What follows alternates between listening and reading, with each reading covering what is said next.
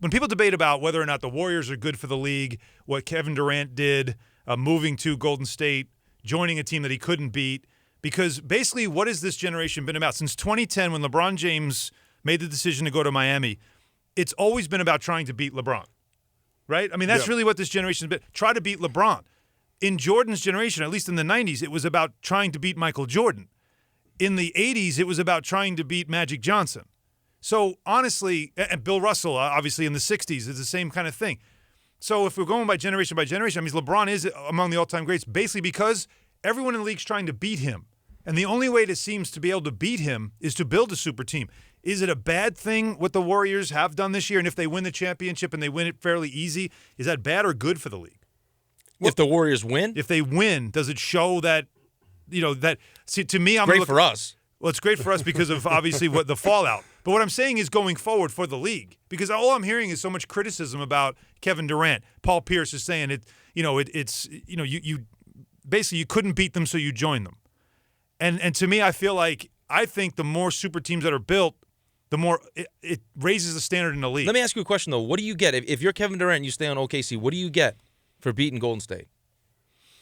All you get is a Western Conference championship. That doesn't mean you're well-equipped to beat LeBron James and the Cleveland Cavaliers. It doesn't. Yeah. And it means by the time you actually get to the finals, you're probably going to be worn out, beat up. I mean, the whole thing now we're seeing is it's about rest. The fact that Golden State has 9 days in between games. Mm-hmm. I mean, the NBA did that for a reason because they want this team, both teams 100% healthy. I think, say what you want about Kevin Durant, I don't hold it against him. At first, when you saw like the optics of it were kind of bad just because you thought he had a great relationship with Russell Westbrook, and how could you leave your buddy and not text him? And then the more you hear what was going on in that locker room, I quitted. Like me and CC, we both have younger brothers. If I had to spend 82 games playing with my younger brother, I want to be traded as well. I couldn't deal with it, especially if he thought he was better. You're right. But especially if he thought he was better than me. Yeah. Like if the whole time for that entire season, every single season was, okay, I'm going to prove to everyone I'm better than you. No, let's just prove to everyone in the NBA that we're the best team. Exactly. I don't need to see how good you are every single game. Like I know you're good. Let's just win. How about we just win, right? If I can't be at my best because you're constantly trying to prove that you're better than me, then ultimately we're losing sight of being able to win a championship.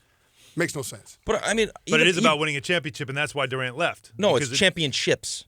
Plural. Yeah, but that's what people are misunderstanding. He went to Golden State to win championships. Like he wants to know that I'm going to be in the finals for the next 10 years. Right. And when LeBron went to Miami to win championships, he said he's going to win 7. He was criticized for that move, but he won championships. He did that. Durant is basically doing what LeBron did in 2010.